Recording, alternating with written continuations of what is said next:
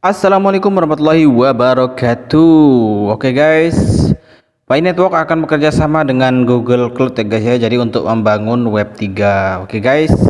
Oke, sebelum saya lanjut ke videonya guys, saya ingin menyapa kalian semua. Apa kabar kalian? Semoga kalian semua baik-baik saja ya guys ya. Semoga apa yang kita impikan dan apa yang kita harapkan semuanya menjadi kenyataan ya guys. Oke ya teman-teman ya. Kita lanjut ya guys. Oke, kalian bisa lihat di sini ya guys ya. Pi Network nantinya akan berpartner ya guys ya dengan Google Cloud untuk mengembangkan web 3-nya guys.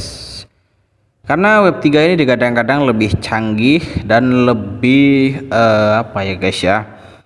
Lebih mutakhir dibanding dengan web 1 dan web 2 ya guys ya. Dan apa sih web 3 itu guys? Mari kita bahas ya guys ya. Simak video ini. Oke guys, di sini kita akan bahas ya guys ya, apa itu web 3.0 dan teknologi seperti apa yang digunakan ya guys ya. Kenapa web 3 itu selalu digadang-gadangkan dengan Pi Network dan selalu digadang-gadangkan dengan dunia cryptocurrency ya guys ya. Oke, kita bahas di sini ya. Kalian simak videonya ya teman-teman ya. Oke, di dalam dunia teknologi selain metaverse yang terus digaungkan, web 3 atau web 3.0 juga semakin sering didengar. Nah, itu ya guys ya. Untuk kalian ya guys ya yang berkecimpung di dunia kripto dan di dunia blockchain, tentu sudah tidak asing dengan kata-kata web 3, web 3, web 3, web 3 ya guys ya. Karena itu digadang-gadang ya guys, digadang-gadang lebih canggih dari Google ya guys ya, digadang-gadang lebih canggih dari Yahoo. Kemudian beberapa pakar teknologi berkata web 3.0 akan menjadi jenis internet baru yang tidak hanya secara akurat menafsirkan apa yang Anda masukkan, tetapi benar-benar memahami semua yang Anda sampaikan, baik melalui teks, suara, atau media lain, di mana semua konten yang Anda konsumsi lebih disesuaikan untuk Anda daripada sebelumnya. Nah, itu ya guys ya.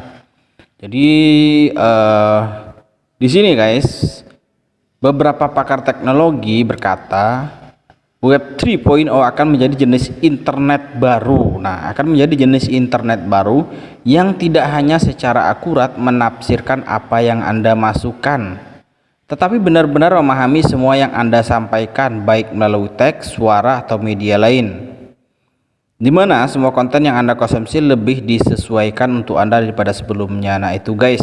Jadi guys, pokoknya canggih ya guys ya. Jadi ini bisa mencari ya guys ya, bisa mencari apa yang kalian ketik, apa yang kalian dengar ya guys ya. Nah, di sini ada keterangannya nih guys. Jadi bisa memahami ya guys ya semua yang Anda sampaikan, baik kita menulis atau kita bersuara dan media-media lainnya guys. Jadi ini internet terbaru nanti guys ya, internet baru. Nah, kapan launchingnya web 3 ini guys? Nah, menurut saya guys, web 3 ini akan meluncur ketika Pi Network nanti open mainnet ya guys ya. Pasti akan muncul ketika Pi Network nanti open mainnet. Karena pelopor awal dari web 3 itu mungkin ya guys ya, mungkin salah satunya Pi Network. Oke, kita lanjut ya. Saat ini sudah ada beberapa platform yang disebut telah mengadopsi web 3.0. Namun dampaknya belum akan terlalu terlihat sebelum semua teknologi yang digunakan tertanam di infrastruktur web. Nah, itu ya guys ya. Jadi sudah ada beberapa platform yang telah mengadopsi web 3. Kabarnya guys, Twitter nanti akan mengadopsi web 3 juga katanya guys, tapi ya entah kapan. Tetapi sebenarnya apa itu web 3.0, seperti apa tampilannya, dan bagaimana hal itu akan mengubah hidup kita. Oke guys, di sini ada definisi ya guys ya, apa itu web 3.0. Nah, di sini dilansir dari coinmarketcap.com. Web 3.0 adalah internet generasi ketiga yang akan datang, di mana situs web dan aplikasi akan dapat memproses informasi dengan cara yang cerdas, melalui teknologi seperti machine learning, big data, teknologi buku besar terdesentralisasi. Nah itu ya guys ya, jadi semuanya nanti akan terdesentralisasi. Kemudian apa hubungannya dengan kripto guys? Apa hubungannya dengan Pi Network? Kalian simak videonya ya guys ya. Web 3.0 awalnya disebut semantik oleh penemu World Wide Web, Tim Berners-Lee, dan ditujukan untuk menjadi internet yang lebih mandiri, cerdas, dan terbuka. Nah ini di sini keterangannya guys ya. Jadi disebut pada awalnya dulu web semantik ya oleh penemu World Wide Web. Nah ini www ya guys ya, untuk kalian yang tahu, biasanya kalau kita mau searching di Google pasti kan ada www dot apa gitu guys. Nah selain itu, definisi dari web 3.0 dapat diperluas menjadi data akan saling berhubungan dengan cara yang terdesentralisasi, di mana data sebagian besar disimpan dalam repositori terpusat atau yang dikenal blockchain guys. Kemudian selanjutnya, pengguna dan mesin akan dapat berinteraksi dengan data. Namun agar hal ini terjadi, program perlu memahami informasi baik secara konseptual maupun kontekstual. Maka begitu, dua landasan utama web 3.0 adalah web semantik dan kecerdasan buatan atau R ya guys ya. Kemudian web 3.0 mata uang kripto dan blockchain. Nah ini guys, apa hubungannya web 3.0 dengan mata uang kripto dan blockchain? Oke, kita bahas di sini ya guys ya. Karena jaringan web 3.0 akan beroperasi melalui protokol terdesentralisasi, yakni blok yang mendirikan teknologi blockchain dan mata uang kripto, sangat besar kemungkinan akan ada hubungan yang kuat di antara ketiganya. Kita berharap untuk melihat pertemuan dan hubungan simbiosis antara ketiga teknologi ini dan bidang lainnya. Nah itu ya guys ya. Kemudian di sini ada juga teknologi web 3.0. Web 3.0 sebenarnya bukanlah konsep baru, di mana Jeffrey Zeltman, salah satu pengembang awal aplikasi web 1 dan web 2.0, telah menulis dalam sebuah blog yang menempatkan dukungannya di balik web 3.0 pada tahun 2006. Nah ini guys, web 3.0 ini sudah dibahas dari tahun 2006 ya guys ya. Bahkan pembicaraan seputar topik ini telah dimulai sejak awal 2001. Nah itu guys, jadi pembicaraan tentang web 3.0 ini sudah dibahas dari tahun 2001 guys ya. Nah sekarang sudah 2022 guys.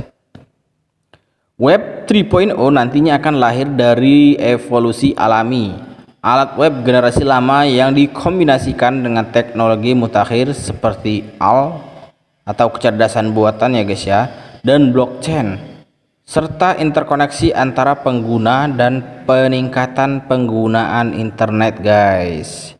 Nah itu ya guys ya, sekelumit pembahasan ya guys tentang web 3 ya guys ya. Di web 3 ini nanti akan paling canggih ya guys ya. Mungkin nah ini di sini guys.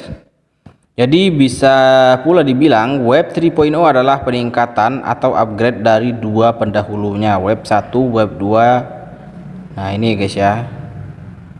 Kemudian web di sini ada sejarahnya juga ya guys ya. Web 1.0 ini ada dari tahun 1989 sampai 2005 ya guys ya. Web 1.0 atau juga disebut web statis adalah internet pertama dan paling andal pada tahun 1990-an. Meskipun hanya menawarkan akses informasi terbatas dengan sedikit atau tanpa interaksi pengguna. Kemudian web 1.0 tidak memiliki algoritma yang bisa menyaring halaman internet, sehingga sangat sulit bagi pengguna untuk menemukan informasi yang relevan. Sederhananya, generasi web lama tersebut layaknya jalan raya satu arah dengan jalan setapak sempit, di mana kreasi konten dilakukan oleh beberapa orang terpilih dan informasi sebagian besar berasal dari direktori. Kemudian web 2 ya guys ya. Web 2 ini ada dari tahun 2005 sampai sekarang guys. Web sosial, dan disebut web sosial ya guys ya, atau web 2.0, membuat internet jauh lebih interaktif berkat kemajuan teknologi web seperti JavaScript, HTML5, CSS3 dan lain-lain yang memungkinkan perusahaan rintisan untuk membangun platform web interaktif seperti YouTube, Facebook, Wikipedia dan banyak lagi. Nah itu guys, jadi YouTube, Facebook ya guys ya, Wikipedia, nah itu masuk dalam kategori web 2 guys.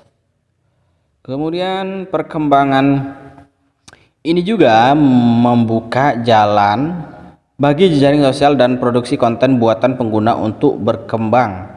Karena data sekarang didistribusikan dan dibagikan antara berbagai platform dan aplikasi. Nah itu guys. Dan kemudian di sini juga ada web 3.0. Nah ini belum dimulai ya guys ya. Web 3.0 adalah tahap selanjutnya dari evolusi web yang akan membuat internet lebih cerdas dengan memproses informasi dengan kecerdasan buatan atau AL. Melalui kekuatan sistem AL tersebut atau kecerdasan buatan, nantinya akan dapat menjalankan program pintar yang bisa membantu pengguna. Tim Berners-Lee telah berkata bahwa web semantik dimaksudkan untuk secara otomatis berinteraksi dengan sistem orang dan perangkat rumah. Dengan demikian, pembuatan konten dan proses pengambilan keputusan bahkan melibatkan manusia dan mesin. Maka dari itu, kreasi dan distribusi cerdas atas konten sangat bisa disesuaikan langsung kepada setiap pengguna internet. Nah itu ya guys ya.